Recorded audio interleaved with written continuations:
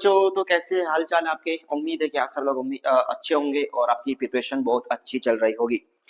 तो स्वागत है आप सब लोगों का हमारे इस चैनल में, जहां पर हम आपकी प्रिपरेशन करा रहे हैं जामिया और एएमयू के बीएलएलबी एंट्रेंस एग्जामिनेशन 2026 के। और आज जो है मैं आपके लिए पीवाईक्यू एनालिसिस और पीवाईक्यू की सीरीज, जिसमें एएमयू का 2024 में जो भी हमने क्वेश्चन आए थे हमारे जीके और जीएस के, वो हम करने जा रहे हैं बेटा। जीके या जीएस के जो भी एएमयू बीएलएलबी 2024 में जितने भी क्वेश्चन आए थे, आज हम उनको देखेंगे, उनके बारे में उनके एनालिसिस करेंगे और उनके एक्सप्लेन करेंगे उनको। ठीक है ना बेटा, तो चलते हैं बिना किसी देरी के। और आप मुझे जानते ही हो, मैं इसमें पढ़ा रहा हूँ बेटा, जीके जीएस मैं ही कवर कराता हूँ। ठीक है ना, तो एक्सप्लेन करेंगे हम MU BLLB exam entrance examination 2024 को। तो क्वेश्चन नंबर 1 की तरफ चलते हैं बिना किसी देरी के। तो क्वेश्चन नंबर 1 इनमें से कह रहा है कि विच one of the following is not a plantation crop. फिर मैं आपको बता दूं, मैं यहाँ पर जो करा रहा हूँ बेटा, मैं करा रहा हूँ आपको जीके या जीएस, और उसमें भी नॉन पॉलिटी वाला पार्ट। ठीक है ना, तो और जितने भी सेगमेंट होंगे वो अलग अलग फैकल्टी अपने अपने पार्ट को ले रही है। तो मैं जीके और जीएस, जिसमें हिस्ट्री आएगा, इकोनॉमिक्स आ सकता है, ज्योग्राफी आएगा, उस चीज को मैं कवर करूंगा। ठीक है बेटा, या फिर कोई स्टैटिक वाला पार्ट। तो इसमें कह रहा है कि इनमें से कौन सा ऐसी है जो प्लांटेशन क्रॉप नहीं है। एंड देखो, आप सब लोग बहुत अच्छे से जानते हो कि सर प्लांटेशन क्रॉप क्या होती है, या फिर क्रॉप फसल जो हम अपने खेत के अंदर उगाते हैं, ग्रो करते हैं, है ना, तो उसे हम क्या बोलते हैं बेटा, उसे फसल बोलते हैं। अब फसल भी हमारे पास में डिफरेंट डिफरेंट टाइप्स ऑफ फसल होती हैं, जिसमें कमर्शियल क्रॉप भी आती हैं, प्लांटेशन क्रॉप भी आती हैं, फूड क्रॉप भी आती हैं, उसमें हमारे पास में फाइबर क्रॉप भी आती है। तो different types of crops are grown, ठीक है, ऑन लैंड। लेकिन मेनली ये बात कर रहे हैं प्लांटेशन क्रॉप की, तो हम प्लांटेशन क्रॉप के ऊपर ही जाएंगे और उसके ऊपर ही बेटा हम बात करेंगे। ठीक है, तो आपको आंसर तो इसका मालूम होगा सर कि प्लांटेशन क्रॉप कैसी होती है और कौन सी होती है। सबसे पहली बात, अगर मैं प्लांटेशन क्रॉप की बात करूं तो प्लांटेशन क्रॉप ऐसी होती हैं जो कि मेनली कमर्शियलाइज्ड क्रॉप होती हैं, जो कि मेनली कमर्शियलाइज्ड क्रॉप होती हैं, जो कि उगाई ही जाती, ग्रो ही इसलिए की जाती हैं एक्सपोर्ट के लिए, फॉर एक्सपोर्ट, बेचने के लिए उगाई जाती है। ये हमारे पास में प्लांटेशन क्रॉप है। एंड द प्लांटेशन क्रॉप एक वास्ट एरिया पर लगाई जाती है, उगाई जाती है। प्लांटेशन क्रॉप एक वास्ट एरिया पर उगाई जाती है। आपके पास में एक अच्छी खासी प्रॉपर्टी एस्टेट होनी चाहिए इसको उगाने के लिए, इसको ग्रो करने के लिए। और मेनली प्लांटेशन क्रॉप हमारी लेबर इंटेंसिव होती है, जहां पर मजदूर ज्यादा लगते हैं। जैसे आप चाय की बात करो, T, coffee, rubber, palm oil, है ना, एंड जो शुगर कैन, ये सब के सब हमारे एग्जाम्पल हैं प्लांटेशन क्रॉप के। एंड अगर इसमें देखूं तो कॉफी भी प्लांटेशन क्रॉप का पार्ट है, रबर भी प्लांटेशन क्रॉप का पार्ट है, एंड इवन शुगर कैन भी, गन्ना, ये भी हमारा प्लांटेशन क्रॉप का पार्ट है। एंड इसमें अगर आप देखोगे, wheat is not a part of plantation crop because of it's a food crop. ये हमारे पास में फूड क्रॉप है, खाने वाली फसल है ये। तो option B is the correct answer, food crop. White wheat आ जाएगा बेटा। अगर मैं आपसे बात करूं तो कॉफी सबसे ज्यादा हमें मिलेगी कर्नाटक के अंदर। ऐसा स्टेट जहां पर सबसे ज्यादा कॉफी मिलती है Karnataka, Kerala, Tamil Nadu, some part of Assam, यहां पर देखने के लिए आपको मिलेगी कॉफी। एंड वही रबर जो मिलेगी आपको, वही केरला के अंदर मिल जाएगी, तमिल की मिलेगी, कर्नाटका, ये साउथ में रबर केरला में सबसे ज्यादा, है ना। उसके बाद में शुगर कैन, शुगर कैन जो सबसे ज्यादा हमें देखने के लिए मिलता है वो हमारा यूपी है, उत्तर प्रदेश में। फिर महाराष्ट्र में देखने के लिए आपको मिलेगा, उत्तर प्रदेश, महाराष्ट्र, ऐसी जगह पर शुगर कैन देखने के लिए मिलता है। गन्ना, है ना, गन्ना तो सब लोग जानते ही हो, देखते होंगे। अब तो बी आंसर इसका करेक्ट आंसर। लेकिन मैं आपसे बात करूं, अगर फसलों का मैं कैटेगराइजेशन करूं, अगर क्रॉप को मैं कैटेगराइज कर दूं, अगर क्रॉप के बारे में थोड़ा सा आपको बताऊं, तो मेनली हमारे पास में 3 सीजन होते हैं। कितने सीजन होते हैं? 3 सीजन होते हैं। एंड उस सीजन के बेसिस पर, वो मानसून, उन सीजन के बेसिस पर हम अपनी फसलों को 3 पार्ट में डिवाइड कर देते हैं। जैसे खरीफ क्रॉप, ऐसी फसलें जो खरीफ के सीजन के अंदर हम उगाते हैं, ऐसी फसलें जो हम रबी में उगाते हैं, और ऐसी फसलें जो हम जायद के अंदर उगाते हैं। ये सारी के सारी हमारे मेनली 3 टाइप ऑफ फसल देखने के लिए मिलती है। ये खरीफ क्रॉप को बेसिकली हम बोलते हैं मॉनसून, मॉनसून की फसलें, मॉनसून क्रॉप। इनको हम बोलते हैं रेनी क्रॉप, इनको हम रेनी क्रॉप के नाम से भी बोलते हैं, है ना। ऐसी फसलें जो कि जून जुलाई में हम बोते हो, सितंबर अक्टूबर में जाके हम काट लेते हो, उनको हम बोलते हैं खरीफ क्रॉप। जैसे कि इसके अंदर एग्जांपल, बेस्ट एग्जांपल इसका पैडी, राइस जिसको आप बोलते हो, चावल, ठीक है ना, मेजे, मेजे भी इसका एक इंपॉर्टेंट बेसिकली पार्ट आ जाएगा। एंड एंड इसमें और अगर आपको थोड़ा सा देखना है फसलों के बारे में, तो जैसे बाजरा, ज्वार, also part of kharif crop, बाजरा हो जाएगा, ज्वार हो जाएगा, ये सारी फसलें ऐसी होती हैं, इनको ग्रो करने के लिए, इनको उगाने के लिए आपको हाई टेम्परेचर की जरूरत होती है, आपको पानी की ज्यादा जरूरत होती है। मेनली जब आप फसल की बात करते हो पेडी की, जब आप फसल की बात करते हो धान की, जब फसल की बात करते हो आप राइस की, चावल की, तो इनको उगाने के लिए आपको पानी की आवश्यकता ज्यादा होती है, और ये मेनली रेनी सीजन के अंदर हम उगाते हैं। वहीं रबी क्रॉप ये बेसिकली विंटर सीजन की क्रॉप है, विंटर की क्रॉप है, फसल सर्दियों की फसल है। जैसे कि मैं आपसे बात करूं एग्जांपल, ग्राम, चना, पी, मटर, है ना, और वीट, गेहूं, जो वीट है, ये सारी रबी फसल है। ऐसी जो सितंबर, अक्टूबर यानी कि नवंबर की शुरुआत में, अक्टूबर के लास्ट में, नवंबर की शुरुआत में, और जाकर के मार्च अप्रैल में उसे काट ली जाती हूं, हार्वेस्ट कर लिया जाता है उसका टाइम पीरियड, तो इसे हम रबी फसल बोलते हैं। एंड वही जो अप्रैल, मार्च के लास्ट में और अप्रैल के शुरू में जो फसलें उगाई जाती है, उनको हम बोलते हैं बेटा जायद क्रॉप। ये गर्म की, ये बेसिकली बहुत समर सीजन की फसलें होती हैं, समर, बहुत गर्मी की फसलें होती हैं समर सीजन। जैसे आप इसे एग्जांपल लोगे तो हरी मिर्च, मिर्च चिली, जैसे ककंबर, है ना, वाटरमेलन, ये सारे के सारे जो भी हमारी जो जो वेजिटेबल्स आती हैं, ये हमारी जायद क्रॉप के अंदर आ जाती है। तो आई होप ये आपको ये वाला पार्ट बिल्कुल समझ आ गया होगा। ज्योग्राफी में ये वाला ये पूछा जाता है, कौन सा सीजन है, कौन सी फसल है, कितनी फसलों का टाइप है, ये सारी चीजें आपको पूछी जाती हैं। और हाँ, ये हमारी रबर जो है बेसिकली एक रबर जो है, ये कैश क्रॉप के अंदर भी आती है, कैश क्रॉप के अंदर, है ना। तो नेक्स्ट क्वेश्चन क्या है हमारे पास में, India has a land boundary of about, India के पास में बेटा कितनी लैंड बाउंड्री है, इसके बारे में बात कर रहे हैं। तो 6100 किलोमीटर, 7500 किलोमीटर, 12700 किलोमीटर या 15200 किलोमीटर, है ना। तो आंसर आएगा बेटा आपका 15200 किलोमीटर, 15200 किलोमीटर जो है हमारे पास में, ये क्या है, हमारी लैंड बाउंड्री है। लगभग ये आपकी आती है 15106 किलोमीटर टू 15200 किलोमीटर तक, ये हमारी लैंड बाउंड्री है। लेकिन क्वेश्चन ये भी तो आ सकता है ना बेटा कि हाँ, इसमें कि इंडिया की जो लैंड बाउंड्री है वो सबसे ज्यादा किसके साथ में शेयर करती है ना। अगर हम देखा जाए तो इंडिया की जो पूरी लैंड बाउंड्री है, जो हमारे पूरे प्यारे भारत की जो पूरी पूरी लैंड बाउंड्री आपको देखने के लिए मिलेगी, वो 92 डिस्ट्रिक्ट के अंदर देखने के लिए मिलेगी। हमारे हमारे जो है ना इंडिया के जो डिस्ट्रिक्ट है, उसमें 92 डिस्ट्रिक्ट्स कवर करते हैं, और उसमें मेनली बेसिकली 17 स्टेट्स आते हैं, 17 स्टेट्स आते हैं जो कि इंडिया की बाउंड्री से लगे हुए हैं, टच किए हुए हैं। सबसे ज्यादा इंडिया की लैंड बाउंड्री को जो टच करने वाला देश है वो है बांग्लादेश बेटा, क्योंकि हमारे पड़ोसी देश भी हैं, बांग्लादेश है। अब बांग्लादेश लगभग जो बाउंड्री शेयर करता है वो करता है 4096.7 किलोमीटर, 4096.7 किलोमीटर, ये बांग्लादेश हमारी लैंड बाउंड्री को बेसिकली साथ शेयर करता है। तो सबसे शॉर्टेस्ट है अफगानिस्तान, अफगानिस्तान यानी कि 106 किलोमीटर जो है बेसिकली ये कवर करता है, अफगानिस्तान सबसे शॉर्टेस्ट में आएगा। ओके तो बेसिकली अगर मैं आपसे बात करूं इंडिया की लैंड बाउंड्री, तो इतना मैंने आपको बताया। इंडिया की जो सबसे ज्यादा, इंडिया अगर किसी कंट्री के साथ अपनी बाउंड्री शेयर करता है तो बांग्लादेश है, और सबसे शॉर्टेस्ट जो सबसे कम अपनी बाउंड्री शेयर करता है वो हमारा अफगानिस्तान है। तो फिर अगर सीक्वेंस देखा जाए तो बांग्लादेश सबसे ज्यादा शेयर करता है, उसके साथ उसके बाद फिर चाइना, फिर पाकिस्तान, फिर आपके बाद पाकिस्तान, फिर नेपाल आएगा, फिर भूटान आएगा, और सबसे सॉरी नेपाल के बाद म्यांमार, फिर भूटान, और बाद में हमारा अफगानिस्तान है ही, ठीक है ना। तो ये इसका सीक्वेंस हो सकता है। क्या सीक्वेंस हो सकता है बेटा, ये सबसे ज्यादा बांग्लादेश, उसके बाद आपका आएगा चाइना, चाइना के बाद आएगा पाकिस्तान, पाकिस्तान के बाद आएगा नेपाल, नेपाल के बाद आएगा म्यांमार, के बाद आएगा भूटान, के बाद आएगा आपका चाइना। ये सीक्वेंस है बेटा बाउंड्री शेयर करने का, ठीक है ना। अगर मैं आपसे बात करूं कि इंडिया की टोटल कितनी कोस्ट लाइन है, कोस्ट लाइन जिसके अंदर कोस्ट मेन लाइन सब कुछ इंक्लूड करोगे आप, अंडमान निकोबार लक्षद्वीप आइलैंड को भी, तो इंडिया की टोटल अब से 2024 से पहले जो थी वो थी 7516.6 किलोमीटर, है ना, वो थी 7516.6 किलोमीटर। लेकिन लेकिन लेकिन लेकिन बेटा अब इसको चेंज कर दिया गया, अब ये चेंज हो गई है, अब वो हो गई 11,000, अब ये चेंज होकर बेटा हो चुकी है 11,900 सॉरी 11,098.98.81 किलोमीटर,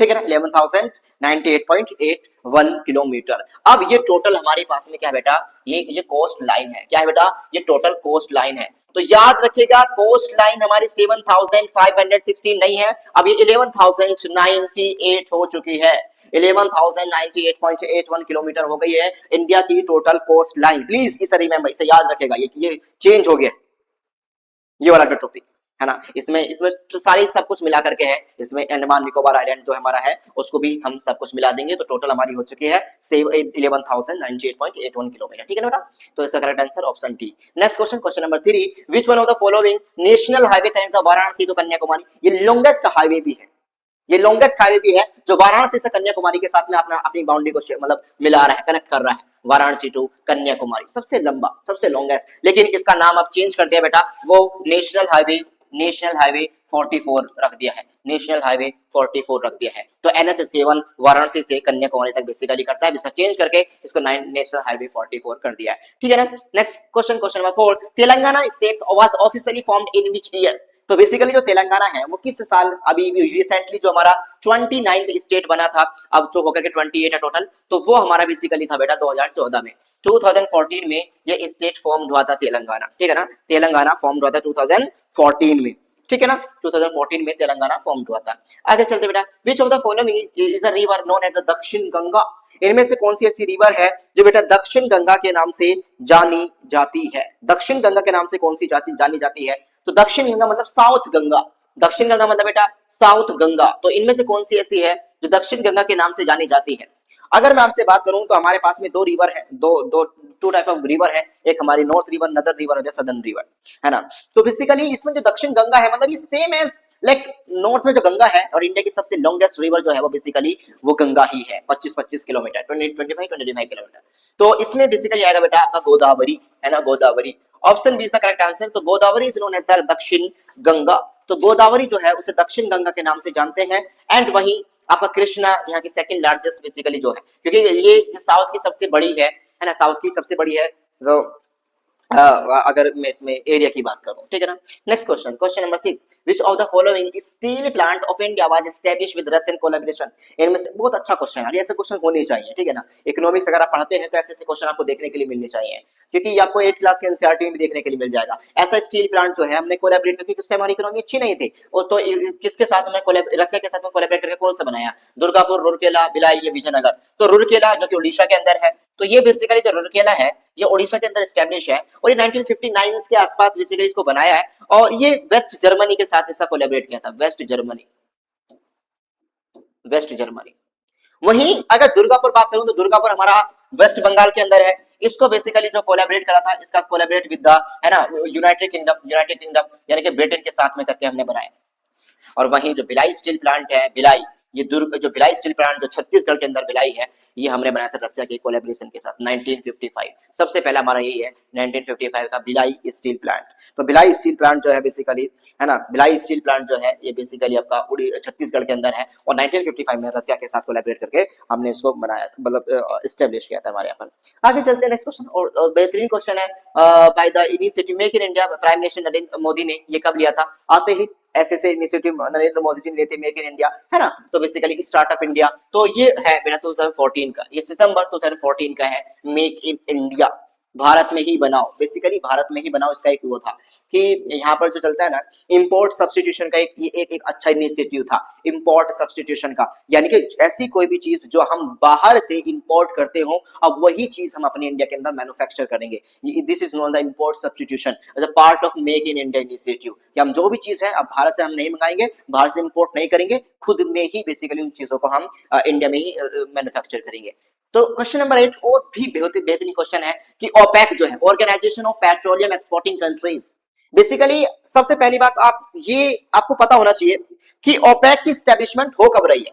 तो ओपेक बन रहा है 1960 में, और ये बन क्यों रहा है, बिकॉज ऑफ जितनी भी ऐसी कंट्रीज हैं जो कि एक्सपोर्टिंग कंट्रीज हैं, क्या एक्सपोर्ट करती हैं, और पेट्रोलियम को एक्सपोर्ट करती हैं, ये इनका इनिशिएटिव था। शुरुआत में 5 कंट्री शुरू में आई थी, जिसमें इराक था, ईरान था, कुवैत था, और वेनेजुएला था, सऊदी अरेबिया था। तो 5 फाउंडिंग मेंबर है इसके, इराक है, ईरान है, कुवैत है, सऊदी अरेबिया है, और वेनेजुएला है, वेनेजुएला। वेनेजुएला जिसमें भी देखो विवाद में ही है, वेनेजुएला भी, ईरान भी विवाद में ही है। तो वेनेजुएला साउथ अमेरिका का बेसिकली वो पोर्शन है, साउथ अमेरिका का पार्ट है। ईरान, वेनेजुएला सपोर्ट, मतलब इनके पास में अच्छा खासा ऑयल रिजर्व्स है और लड़ाई ही ऑयल की है, पेट्रोल की ही लड़ाई है।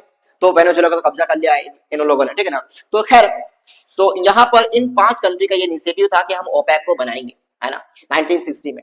और इन्होंने कहा कि हमारा जो बेसिकली हेडक्वार्टर होगा 1965 में, इन्होंने अपना हेडक्वार्टर बनाया, वो बनाया वीना ऑस्ट्रिया के अंदर। वीना ऑस्ट्रिया के अंदर इन्होंने अपना हेडक्वार्टर बना लिया, है ना। अब लेकिन सर फिलहाल तो बहुत सारी कंट्रीज हैं जिसके अंदर ज्वाइन हो चुकी हैं। हाँ सर, इसमें लगभग अभी फिलहाल लगभग ये टोटल 12 कंट्रीज हैं ओपेक के अंदर, 12 कंट्रीज है। ओपेक प्लस प्लस के नाम से भी जाना जाता है, 12 कंट्रीज है, ठीक है। अब जिसके अंदर आपकी कुछ अफ्रीकन कंट्रीज भी देखने के लिए मिलेंगी, एक सदर्न कंट्रीज है, साउथ अमेरिका कंट्री है वेनेजुएला, और कुछ मिडिल ईस्ट की भी कंट्री देखने के लिए मिलेंगी। मिडिल ईस्ट में क्या है, इराक, ईरान, सऊदी अरेबिया और कुवैत, ये देखने के लिए आपको मिलेगा। अब और जैसे और कंट्रीज हैं अफ्रीका की, जैसे कि लीबिया होगी, गैबोन होगी, गिनिया होगी, है ना, और तो ये सारी कंट्रीज जो है, नाइजीरिया हो गई, इक्वेडर हो गई, अल्जीरिया होगी, ये सारी कंट्रीज जो है ये अफ्रीकन कंट्रीज है और इसका पार्ट है। और ये बेसिकली बाद में ही बनी थी, अल्जीरिया, इक्वेडर और नाइजीरिया, ये तीनों ही, ये तीनों बेटा, ये तीनों पार्ट है ओपेक का। लेकिन Brazil is not a part of OPEC, क्योंकि ब्राजील के अंदर आपको क्या पेट्रोलियम देखने के लिए मिलता है, नहीं।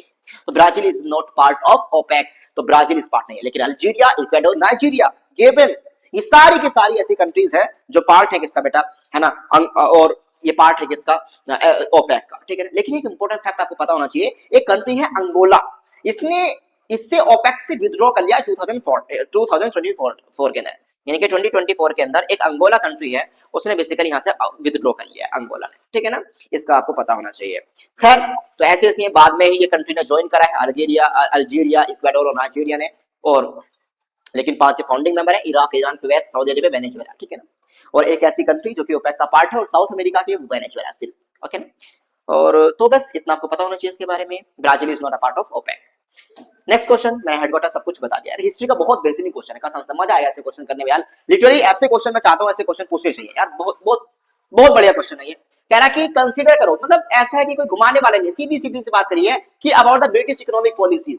अगर आपने थोड़ी सी भी हिस्ट्री पढ़ा होगा या इकोनॉमी का थोड़ा सा भी 11th क्लास के जो इंडियन 12th क्लास के जो इंडियन इकोनॉमी है उसका थोड़ा सा पोर्शन आपने पढ़ा होगा, तो इसका आराम से आप आंसर कर सकते हो। और अगर इकोनॉमी भी छोड़ो, आपने अगर हिस्ट्री भी थोड़ा सा पढ़ा होगा अच्छे से, तो आराम से इसका आप आंसर कर सकते हो। सबसे पहली बात, ब्रिटिश इकोनॉमिक पॉलिसी की बात कर रहे हैं, ब्रिटिश इकोनॉमिक पॉलिसी की बात कर रहे हैं, ये इंडियन इकोनॉमिक पॉलिसी की बात नहीं कर रहे, ब्रिटिश की क्या थी। और ब्रिटिश की सारी दमनकारी थी, डिप्रेस करने वाली पॉलिसीज थी, है ना, कोई भी पॉलिसी हो। और जहां भी नेगेटिव पॉलिसी आए, समझ आना ब्रिटिश इकोनॉमिक पॉलिसीज है। परमानेंट सेटलमेंट, कार्नेविल 1793 के अंदर कार्नेविल्स ने इसको इंट्रोड्यूस किया था, है ना, परमानेंट सेटलमेंट, कि अब हम परमानेंटली आपके ऊपर टैक्स लगा देंगे। गंदी, कितनी गंदी, 1793 परमानेंट का, 1793 के अंदर परमानेंट सेटलमेंट बाय कार्नेविल्स, ठीक है ना। तो permanent settlement is a part of British economic policy. Commercialisation of agriculture was encouraged, बिल्कुल सही बात है, कमर्शियलाइजेशन तो एनकरेज किया था इन लोगों ने।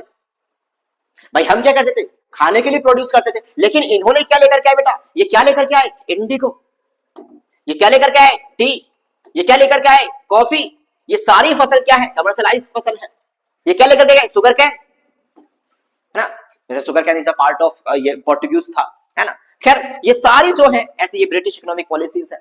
तीसरी, हैंडीक्राफ्ट, हैंडीक्राफ्ट जो इंडस्ट्रीज है डेवलप हुई थी क्या। और सबसे पहली बात, हैंडीक्राफ्ट जो इंडस्ट्रीज थी वो डेवलप बिल्कुल भी हमारे पास नहीं हुई थी, उनका तो डिस्ट्रक्शन हुआ था, वो डिस्ट्रॉय हो गई थी पूरी तरीके से। और हमारे यहाँ पर हम जो फेमस थे पूरे वर्ल्ड में, जो सोने की चिड़िया के नाम से जाने जाते थे, हम फेमस थे अपने हैंडीक्राफ्ट इंडस्ट्रीज के बेसिस पर ही। लेकिन उन लोगों ने आकर के सबसे पहले हमारे हैंडीक्राफ्ट इंडस्ट्रीज को ही खत्म करा। हमारे यहाँ का जो कपड़ा था, कॉटन था, वो कितना ज्यादा, जूट का कपड़ा, कॉटन का कपड़ा कितना फेमस था, लेकिन सबसे पहले इन्होंने अपने हमारे कपड़े को ही खत्म करा, हमारे इंडस्ट्रीज को खत्म कर दिया, अपने यहाँ पर टेक्नोलॉजी को इनिशिएटिव लेकर के, अपने यहाँ पर नई नई टेक्नोलॉजी का डेवलप करके। और वो हमारे पास टेक्नोलॉजी थी नहीं, हम अपने हाथों से चीजें बना रहे थे, वो बहुत सुंदर थी, बहुत अच्छी थी, जो कि पूरे वर्ल्ड के अंदर फेमस थी, लेकिन उन्होंने डेवलप नहीं करा, उसको डिस्ट्रॉय करा। तो फोर्थ तो गलत ही है, और जब फोर्थ गलत हो जाएगा तो क्या मैं लगा सकता हूं बेटा, 1, 2 एंड 3 का करेक्ट आंसर।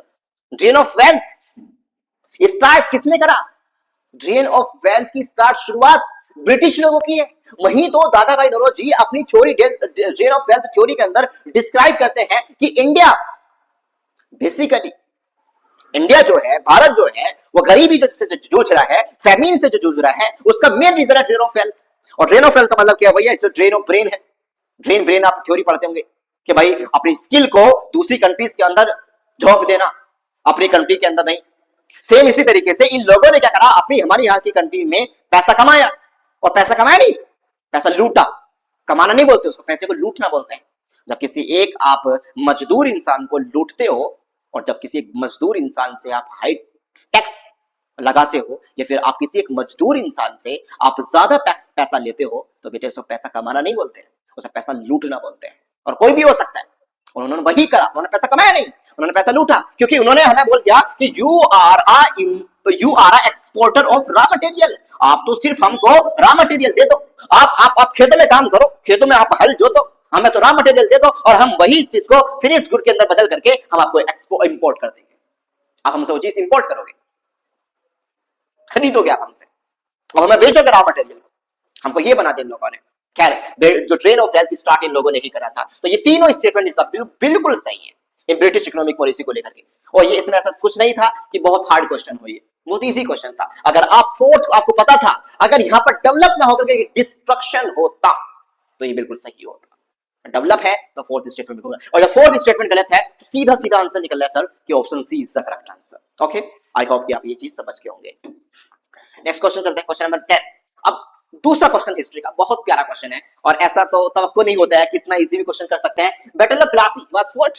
तो आप देख रहे होंगे बेटा कि आपसे जो क्वेश्चन किए जा रहे हैं वो लेवल क्या है, सीधी सीधी से क्वेश्चन है, ज्यादा हार्ड क्वेश्चन नहीं है। तो अपने माइंड को शांत करके उसी के हिसाब से अपनी प्रिपरेशन को करें। ज्यादा दिमाग लगाने की जरूरत नहीं है, ज्यादा एडवांस हो, ज्यादा हार्ड पढ़ने की जरूरत नहीं है।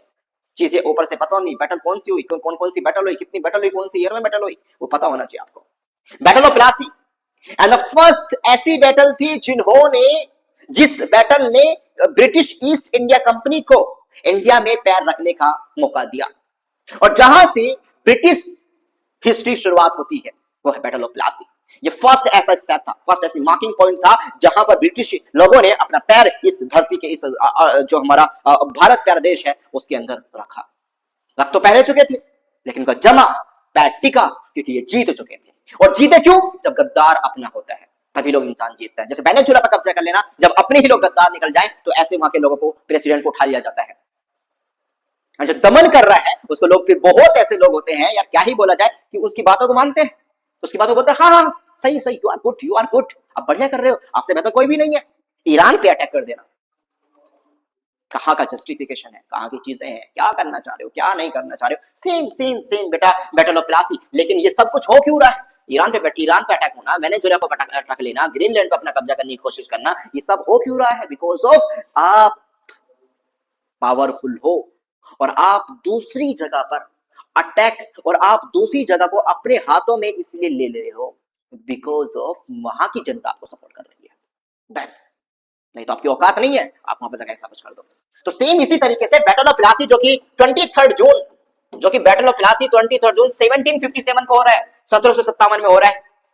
सिराजुद्दौला बंगाल ऑफ नवाब, एंड वहीं अलीवर्दी खान के बेसिकली ये नवासे थे, है ना, देवते जिसको बोलते हैं, उनकी बेटे के बेटा, and Sirajuddaulah and last independent Bengal of nawab, Sirajuddaulah last independent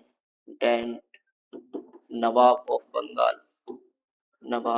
Bengal Sirajuddaulah है ना। कौन है? Robert Clive, Mir Qasim, Mir Jafar, Clive and Sirajuddaulah ने, option B Robert Clive and the Sirajuddaulah. And the Robert Clive just एक छोटा सा सिपाही था ब्रिटिश ईस्ट इंडिया कंपनी के अंदर, छोटा सा सिपाही, लेकिन इसका माइंड, इसकी अच्छी खासी थी। अब इसने स्ट्रैटेजिकली इस जीत को जीता, इस लड़ाई को जीता स्ट्रैटेजी के साथ में। इसने क्या कहा कि रॉबर्ट क्लाइव का जो खुद का सिपाही है, रॉबर्ट क्लाइव के यहाँ पर जो कमांडर है, जो यहाँ पर काम करता है, मीर जाफर, अपनी गद्दी के लिए, अपनी पावर के लिए ये बिक जाता है रॉबर्ट क्लाइव के साथ में।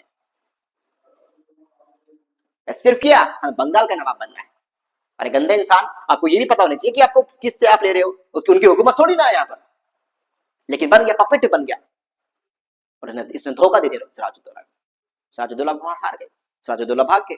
एंड इसके ही बेटे ने, मीर जाफर के बेटे ने सिराजुद्दौला को पकड़ कर लेकर के आया, एंड सिराजुद्दौला को पकड़ कर लेकर के आया, सिराजुद्दौला का सर कलम कर दिया। यही तो होता है धोखा। तुम एक पावर के लिए क्या कर दे रहे हो भाई? ये हमारी हिस्ट्री है। आप समझ रहे होंगे मेरी बात को, जो मैं आपसे बात करने की कोशिश कर रहा हूँ। अपना ही बेसिकली आपको धोखा देता है मेरे लिए। तो यहाँ पर इसने सिराजुद्दौला को मार दिया। अब बने कौन नेक्स्ट? मीर जाफर बने। अब मीर जाफर को सिर्फ गद्दी चाहिए थी, पावर चाहिए थी। मीर जाफर तो यहाँ को पपेट बनना नहीं चाह रहे थे, लेकिन मीर जाफर पर बहुत सारे रिस्ट्रिक्शन भी थोपे गए, आप ऐसा नहीं करो, ऐसा नहीं करो। लेकिन फिर मीर जाफर भी उनके अगेंस्ट में आ गए, तो मीर जाफर को हटा दिया। उसके बाद मीर कासिम आते, है ना। जब मीर कासिम आते हैं तो सब बेसिकली फिर एक अलायंस बनता है। 1765 में एक बैटल ऑफ बक्सर होता है, वो भी जीत जाता। देखो, 3 लोगों को हराया इन्होंने, 3 अलायंस को हराया। एक मीर कासिम है जो बंगाल के नवाब है, दूसरे अवध के नवाब है शुजाउद्दौला, जो अवध के नवाब है शुजाउद्दौला, एंड थर्ड है आपका शाह आलम सेकंड, जो कि आपके बेसिकली मुगल एम्परर है उस टाइम के, Shah Alam second, Shujauddaulah nawab of Awadh, and Mir Qasim nawab of Bengal. तीनों मिलकर के एक हैप्पी मुंडो को नहीं हरा पाए। वो जीत गया, एंड मीर कासिम भाग गया वहां से।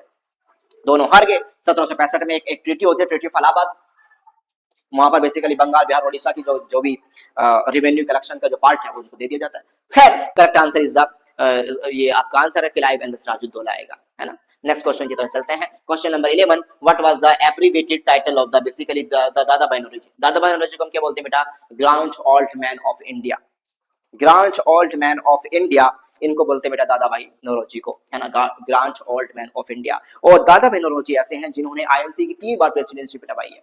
एक सेकंड बार, एक 1893 के अंदर, एक 1906 के अंदर। 1886, 1893 और 1906, ठीक है ना। एंड वही किंग मेकर जो है वो के कामराज को बोला जाता है, बिकॉज ऑफ इन्होंने हमारी इंडियन पॉलिटिक्स में एक अच्छा खासा रोल प्ले करा था। जो हमारे दो इंपोर्टेंट प्राइम मिनिस्टर हैं, लाल बहादुर शास्त्री जी एंड इंदिरा गांधी जी, इन्हों को बनाने का इन्हीं का ही रोल होता है, किंग कामराज को, किंग मेकर, ठीक है ना। नेक्स्ट क्वेश्चन की तरफ चलते बेटा। Question number 12, sir Syed Ahmad Khan is buried where? तो सर सैयद अहमद खान बेसिकली इनकी जो डेथ है ना, इनकी जो, तो 27 मार्च 1869 को ये रुखसत हो जाते हैं दुनिया से, है ना। 1869 27 मार्च, सॉरी 1898 सॉरी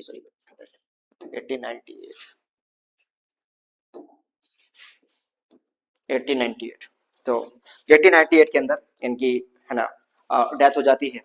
और बेसिकली इनका मेनली जो चीजें हैं, अगर मैं आपसे बात करूं तो इनका जो मकबरा है, जो कब्र है, वो आपको अलीगढ़ में देखने मिलेगी। और अलीगढ़ में भी जो सैयद मस्जिद है, मॉस्क है, एएमयू का जो कैंपस है, वहां पर आपको देखने के लिए मिलेगी। और अलीगढ़ मुस्लिम यूनिवर्सिटी का फाउंडर सर सैयद अहमद खान है, और उसका पहला नाम था एंग्लो ओरिएंटल, है ना, Anglo Mohammedan oriental college, sorry Anglo Mohammedan oriental college, AMOU, है ना, एंग्लो मोहम्मदन ओरिएंटल कॉलेज। तो उसको फिर बदल के 1920 में अलीगढ़ मुस्लिम यूनिवर्सिटी एक सेंट्रल यूनिवर्सिटी को बना दिया गया। अलीगढ़ में इनका बेसिकली मकबरा है, उनके साथ में और भी मकबरे, उनके ही आसपास और भी कब्र हैं, जैसे कि उनका एक बेटा है सैयद महमूद, और 2 इनके एक एसोसिएट हैं जिनका नाम है मोहसिनुल मुल्क और आपका सर जियाउद्दीन। मोहसिनुल मुल्क, सर जियाउद्दीन, मोहसिनुल मुल्क और सर जियाउद्दीन। और इनका एक बेटा है, बेटे का नाम है सैयद महमूद, सैयद महमूद। ये भी उनके आसपास उनकी खबर देखने के लिए आपको मिलेगी, ठीक है बेटा। Next question, question number 13। अब 13 क्वेश्चन आपसे क्या कह रहा है कि विच one of the following was bifurcated 5 अगस्त 2019 को? तो इनमें से कौन सा है जो बाइफरकेट किया गया था 5 अगस्त 2019 को? तो अगस्त 2019 में जो बाइफरकेट किया गया था, वो आंध्र प्रदेश नहीं था, वो कर्नाटक नहीं था, वो तमिलनाडु नहीं था, वो एक ही एक you can say union territory Jammu and Kashmir, है ना। और ये एक स्टेट था, लेकिन अब इसको यूटीज बना दिया, जम्मू एंड कश्मीर, ठीक है ना। आर्टिकल 370 आपको याद होगा, उसको सस्पेंड करके। आर्टिकल सॉरी क्वेश्चन नंबर 14 कि who is the writer of article 370 a constitutional history of Jammu and Kashmir? किसने ये आर्टिकल लिखा था? इसके राइटर कौन है? विक्रम सेठ है क्या, ए जी नूरानी है, या अरुंधति रॉय है, या फिर के नारायण? नरेश है। तो आंसर आएगा एजी नूरानी। एजी नूरानी is the writer of article 370 a constitutional history of Jammu and Kashmir. ठीक है बेटा। एंड वहीं पर अगर विक्रम सेठ की बात करो तो विक्रम सेठ का एक अच्छा नॉवल है a suitable boy. A suitable boy at the golden gate. They are the two important basically novel of the Vikram Seth. Suitable boy, a suitable boy, suitable boy, और दूसरा है गोल्डन गेट, गोल्डन गेट। और वहीं पर अरुंधति रॉय को तो आप जानते हो, है ना। अरुंधति रॉय का आपको देखने के मिलेगा जैसे कि the God of small thing, ऐसी चीजें आपको देखने के लिए मिलेगी। Next question, question number 15, the national anthem was originally composed in which language. National anthem जो है बेसिकली वो ओरिजिनली किस लैंग्वेज में कंपोज किया गया था। अगर मैं आपको बता चलूं कि नेशनल एंथम पहली बार 1911 कलकत्ता सेशन में गाया गया था, है ना। कलकत्ता सेशन में पहली बार नेशनल एंथम गाया गया। नेशनल एंथम को जो अडॉप्ट करा है कॉन्स्टिट्यूशन असेंबली ने वो 24 जनवरी और 1950 को अडॉप्ट करा है। एंड ये कंपोज क्या है ओरिजिनली बंगाली भाषा में, और इसका टाइटल था, है ना, भारत भाग्य विधाता, भारत भारत भाग्य विधाता, है ना। एंड नेशनल एंथम ये compose by the Rabindranath Tagore, Rabindranath Tagore, Rabindranath Tagore basically क्या जाता है कंपोज। और हमें अपने नेशनल एंथम को 52 सेकंड के अंदर पूरी तरीके से गाना होता है, पूरी तरीके से गाना होता है 52 सेकंड के अंदर, है ना। जनगण मन अधिनायक जय है ना ये वाला। तो न्यूटन का पहला law is also called as, Newton का जो फर्स्ट लॉ है इसको हम क्या बोलते हैं। आपको मालूम है कि न्यूटन ने 3 लॉ दिए हैं, न्यूटन के दिया था 3 लॉ ऑफ न्यूटन, है ना। और पहले लॉ को हम बोलते हैं बेटा law of inertia. Law of inertia मतलब कहता क्या है ये तीनों लॉ आराम आराम से समझ लेते हैं। मेनली पहले लॉ को हम समझेंगे, न्यूटन के फर्स्ट लॉ को। ये कहता है अगर कोई भी चीज अपने एक रेस्ट मोशन में है, आराम से ऐसे खड़ा, या लेट अस सपोज मैं ऐसे खड़ा हूं, मैं ऐसे खड़ा हूं, मैं ऐसे ही खड़ा रहूंगा, मैं तब तक ऐसे ही खड़ा रहूंगा जब तक कोई एक्सटर्नल फोर्स मुझको फोर्स ना करे, प्रेस ना करे, मैं ऐसे ही खड़ा रहूंगा। लेट अस सपोज एग्जांपल लेते हैं, हम कार में बैठे हुए होते हैं, और जब हम कार में बैठे रहते हैं तो हमारी पोजीशन सेम ऐसी रहती है जब तक कोई हम हिले झूले ना, और या फिर कोई एक्सटर्नल फोर्स हम पे ना लग जाए, तो हम ऐसे ही बैठे रहते हैं। वही हमारी मोशन, वही बेसिकली स्टेट रहता है बैठने का। लेकिन अचानक से कार ड्राइवर अपना बेसिकली ब्रेक लगा दे तो हम एकदम से आगे को आते हैं ना, है ना, एकदम से आगे गिरते हैं ना। वो न्यूटन का फर्स्ट लॉ ही है ना। एकदम से आगे गिर जाना वो न्यूटन का फर्स्ट लॉ ही है ना। क्योंकि एकदम से जब इंसान अपनी एकदम स्टे ऐसी मोशन में बैठा हुआ है, आराम से बैठा, वो स्टेट उसकी ऐसी है, लेकिन एकदम एक्सटर्नल उससे फोर्स लगा तो वो भी ऐसे ही डायरेक्शन अपना काम करना शुरू कर देगी। तो एक्सटर्नल फोर्स के बिना अगर नहीं है तो इंसान अपनी उसी पोजीशन में रहता है, ये कोई भी चीज, है ना। लेकिन सेकंड स्टेज में आपका जो थर्ड है, थर्ड तो बहुत अच्छा है कि भाई एक्शन का रिएक्शन उसी सेम, है ना, और अपोजिशन डायरेक्शन में किया जाएगा, ठीक है ना। अच्छा, आगे चलते हैं। 17 तो इन नीति आयोग, नीति का मतलब क्या है। और मैं कितनी बार जब भी क्लास में पढ़ाता हूँ तो बच्चों से ये बोलता हूँ कि भाई इसे तो रट लो, इसे तो देख लो, ऐसे क्वेश्चन आते ही आते हैं भाई। नीति का मतलब क्या होता है, national institute for transporting India, national institute for transforming India, technical India, traditional India नहीं है। Option B national institute for transforming India, जिसको हमारे नरेंद्र मोदी जी ने 2015 के अंदर चेंज कर दिया था, रिप्लेस टू, है ना, प्लानिंग कमीशन, और प्लानिंग कमीशन को रिप्लेस कर दिया इन्होंने नीति आयोग से। और जो कि दो और प्लानिंग कमीशन जो इंडिया में है इसका कॉन्सेप्ट बेसिकली यूएसएसआर से लिया गया है, और इसको स्टैब्लिश किया गया था बेटा 1950 मार्च 1950 के अंदर। और वहां से हम अपनी planning first 5 year plan, second 5 year plan, third 5 year plan, इनकी शुरुआत हम कर देते हैं। तो प्लानिंग कमीशन कब एस्टेब्लिश हुआ 1950 में, लेकिन नीति आयोग का बना 2015 के अंदर। इसे आप देखोगे प्लीज, ओके।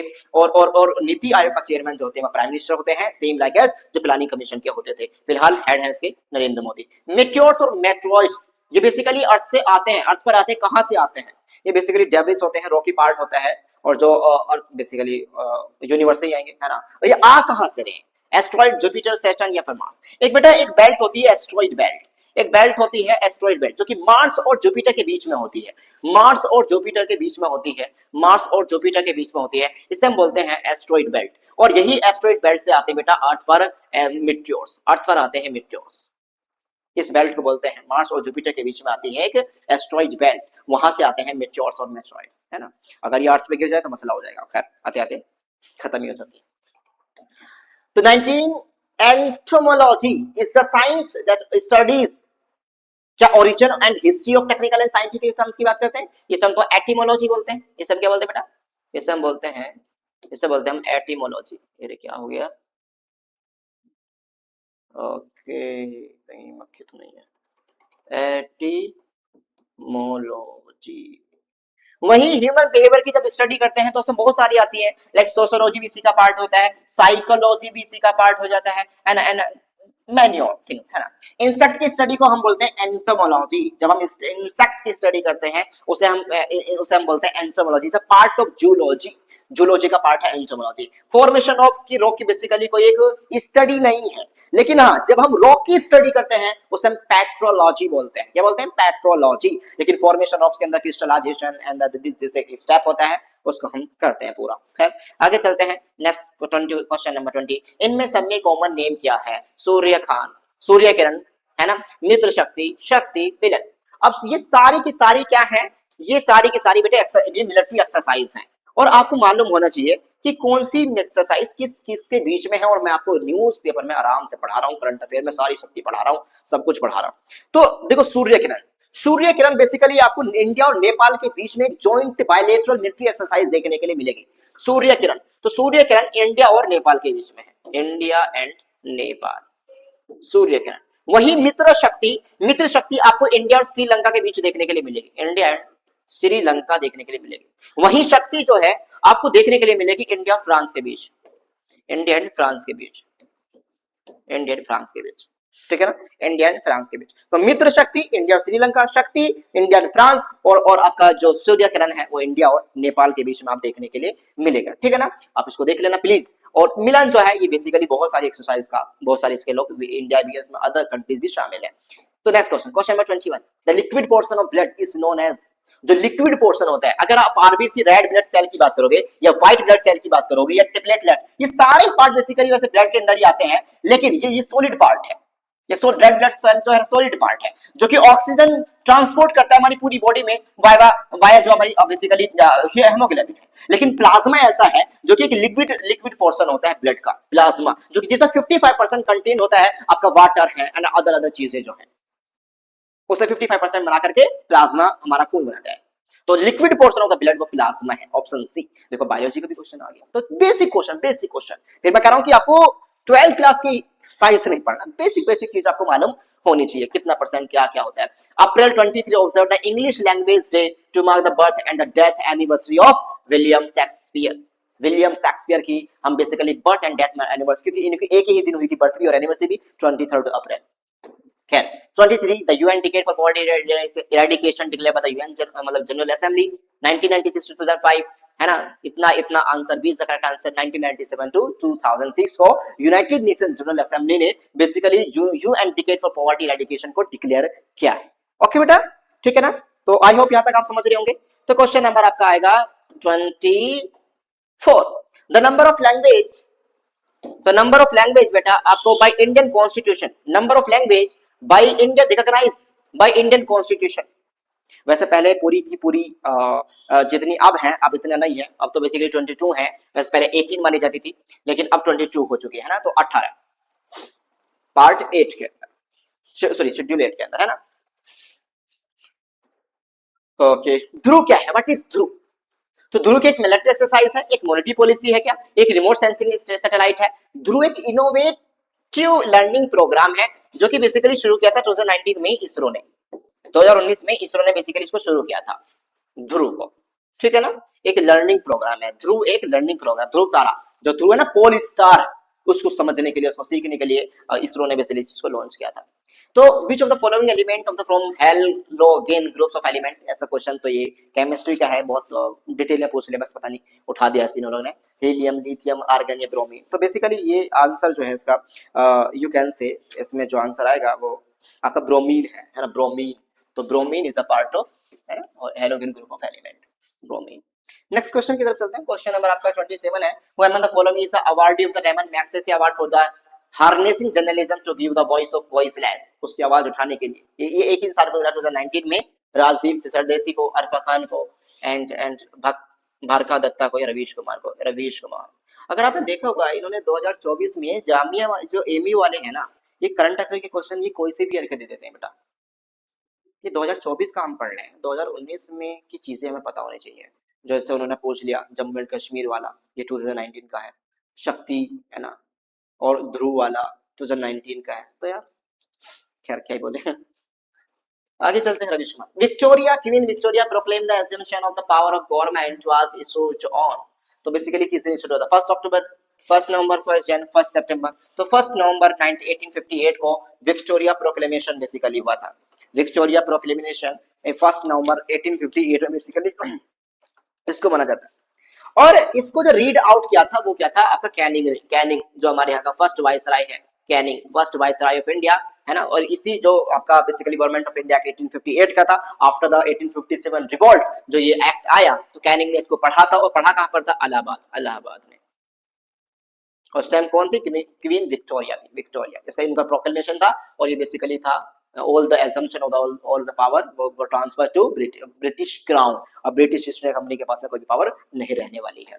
खैर, 29 the national song Vande Mataram by Bankim Chandra Chattopadhyay novel, ये कहाँ से लिया जाता है? ये बहुत पूछ जाता है ना। ये कहाँ से लिया जाता है? ये बेसिकली है आनंद मठ, आनंद मठ। आनंद मठ से इनका बेसिकली एक नोवेल है बंकिम चंद्र, और बंगा दर्शन के अंदर, बंगा दर्शन, बंगा दर्शन का एक बेसिकली पार्ट है आनंद मठ, वहां से लिया गया है। जब हमारा नेशनल सॉन्ग जो है वंदे, सॉरी हाँ, वंदे मातरम, वंदे मातरम जो है ये लिया गया है। और बेसिकली वंदे मातरम तो इस बार इसके वन है ना, बहुत 150 ईयर्स से कंप्लीट हो चुके हैं। और बेसिकली बहुत बहुत चर्चाओं में वंदे मातरम रहा है। प्लीज इसे तो इसके बारे में आप सारी जानकारी आपको पता होनी चाहिए। और जो मैं डिटेल में पढ़ा चुका हूँ आपको, हिस्ट्री की जो अभी आपको मिलने जा रही है एग्जाम वेदा की क्लासेस, वहां पर पढ़ा चुका हूँ। एंड अपनी क्लास में तो बहुत डिटेल में इसके बारे में आपसे बात कर चुका हूँ। नेक्स्ट क्वेश्चन, क्वेश्चन नंबर आपसे बेटा 30 क्वेश्चन।